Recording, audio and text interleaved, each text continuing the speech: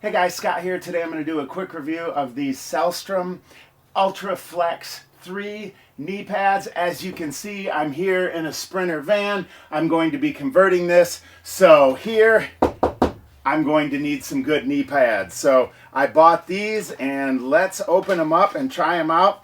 I like the fact that they come with a pretty cool case here. And when I open them up, let's get these bad boys on and see how they feel. All right, I'll set that aside here.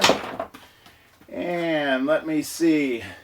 I like the fact that you have a shield up here to protect your knee and a little bit softer rubber here. And I'm going to go around behind and it looks like these just clip right in here. And then I can tighten them here with this strap if I need to. So pretty quick on and off, pretty easy here. And once again, this just goes right in here and clips right down. And let me see. All right, and I'm going to put on the other one here, same thing, bringing the clip around and bringing it right in here. And let me see, got to press it down a little bit right there, and same with the top. Press it down, slide it in. Once again, I can tighten these up if I need to. And as I move around on these here, they feel pretty decent. I do like the fact that they're rounded for a couple reasons.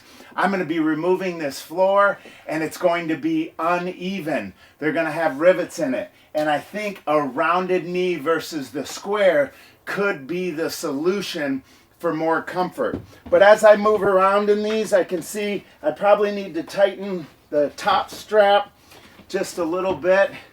But overall, very comfortable.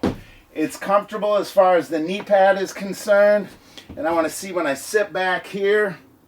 Yeah, when I sit back, they're still pretty comfortable. Other ones I tried got uncomfortable in here.